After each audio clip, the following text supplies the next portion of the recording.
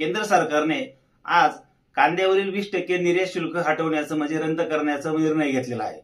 कांद्यावरती गेल्या अनेक वर्षांपासून आधी निर्यात शुल्क 40%, त्यानंतर कांद्यावर किमान निर्यात मूल्य, नंतर कांद्याची संपूर्ण निर्यात बंदी व आता कांद्याचं 20% किमान निर्यात मूल्य या सततच्या निर्बंधामुळे मागील 2 वर्षांमध्ये 2.25 वर्षांमध्ये कांदा उत्पादकांचं कोट्यवधी रुपयाचं नुकसान झालं आहे।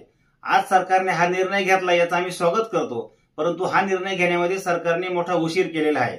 आता केंद्र सरकारने जास्तीत जास्त शेतकऱ्यांचा कांदा निर्यात होण्यासाठी आता हे कांद्याचं जे निर्यात शुल्क हटवलं आहे, त्याचबरोबर कांद्याचं निर्यात जास्त होण्यासाठी निर्यातीवर अनुदान सबसिडी देण्याची आता गरज आहे।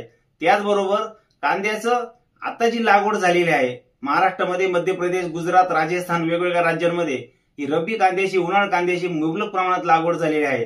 त्यामुळे येणाऱ्या दिवसामध्ये अजून कांद्याची आवक वाढणार आहे। आज जर बघाल तर कांद्याला 1000-1200 रुपये प्रति क्विंटल दर मिळतोय। उत्पादन खर्च 2500-3000 हजार रुपये असताना हा निम्मा दर उत्पादन खर्चापेक्षा कमी मिळतोय, म्हणून शेतकऱ्यांचं दर दिवशी काही कोटीचं नुकसान होतंय। हे थांबवण्यासाठी आणि कांद्याचे दर वाढण्यासाठी फक्त निर्यात शुल्क हटवून भागणार नाही, तर निर्यातीवर अनुदान देण्याची वेळ आली आहे, तरच जास्तीत जास्त कांदा निर्यात होऊन शेतकऱ्यांना दरवाढीचा फायदा होईल।